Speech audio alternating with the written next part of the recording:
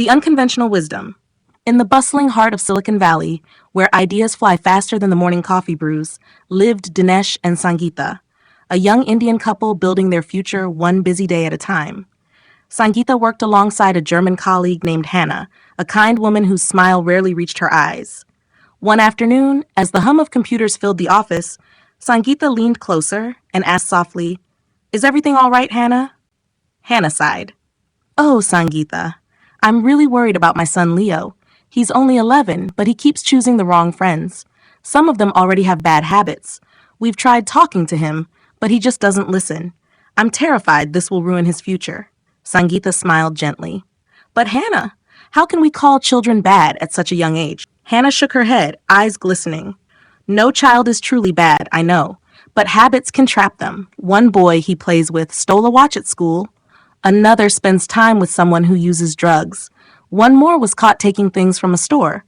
I just don't want Leo to fall into their world." Sangeeta placed a comforting hand on her friend's arm. "Don't worry, Hannah. Children stumble and learn. Nothing is permanent."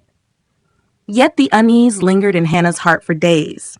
That night at home, Sangeeta shared the story with her husband Dinesh. He listened carefully and said, "There's a sage in the western Ghats of Tamil Nadu, a man of great insight.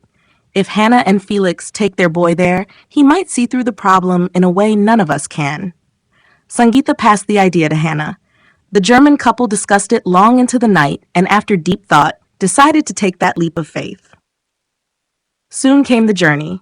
A taxi rolled up to their suburban home. Luggage was loaded, passports checked. At the international airport, Hannah, Felix, and Leo joined Dinesh and Sangeeta. They boarded a flight into the darkness of the Pacific sky. Clouds drifted below like endless white fields, and Leo pressed his face to the window, wide-eyed. When the plane touched down at Madurai Airport, a rush of new sounds and colors greeted them. The chatter of porters, the scent of jasmine, the warmth of Indian sunlight. They checked into a lodge to rest, then wound their way through the hills toward Kodaikanal, arriving finally at Dinesh's family farmhouse, a haven surrounded by mist and pepper vines. Laughter, coffee, and the rustle of banana leaves welcomed them home. After a night of rest, they prepared for the purpose of their voyage, to meet the sage. They trekked deep into the western Ghats, along a path carpeted with fallen leaves. Birds sang unseen above. The air grew purer, quieter, older. At last, they reached the sage's hermitage, a simple abode hidden among giant trees. The sage sat in meditation, still as a mountain. His disciples greeted the visitors warmly and whispered that the master would speak once his silence ended. So the families waited. Hannah's heart thudded with a mix of fear and hope. What could this man possibly say that would calm her mind? Hours later, the sage opened his eyes. His face glowed with peace. Dinesh spoke in Tamil, explaining Hannah and Felix's concern for their son. The sage listened, closed his eyes again, and then said in a calm, resonant voice, "Let the boy associate not with fewer bad companions, but with more of them." Quote, then he fell silent. The parents froze in disbelief. Hannah's eyes filled with tears. She had crossed oceans only to hear this? They turned to leave, despair heavy in their steps, but a disciple stopped them. "Please wait, he will speak again." Moments later, the sage reopened his eyes. Hannah's voice trembled as she asked, "How can we allow our son to mix with children who have bad habits?" The sage smiled faintly. "Because your son will not be influenced by them. His mind is clear, his will is strong. He will not learn their habits. He will help them unlearn. No school can contain only good children. Some carry darkness within them, but light can spread through one steady flame. Your son is that flame. Let him shine among them. The other parents worry as you do. Your boy will ease their worry. Do not protect him from shadows. He was born to guide others toward light."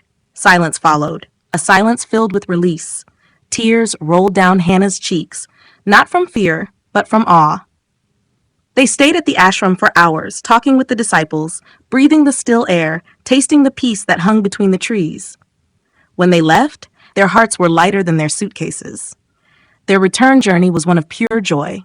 They visited waterfalls in Kutralam, tea fields in Valparai, the misty slopes of Uti and Kodaikanal. Leo laughed freely now, running ahead of everyone, his laughter echoing through the valleys. By the time they boarded their flight back to America, Hannah and Felix no longer carried anxiety, only gratitude. 1 year later. Back in Silicon Valley, the rhythm of modern life resumed, yet something had changed. Leo had changed. At school, he was known for his calm strength. When classmates quarreled, he was the first to step between them. One bright afternoon, in the echoing hallway, a few older boys cornered a shy new student and began to tease him. Before the teacher could arrive, Leo stepped forward and said quietly, "Hey, that's not right. Everyone's different. That's what makes school fun." The laughter died.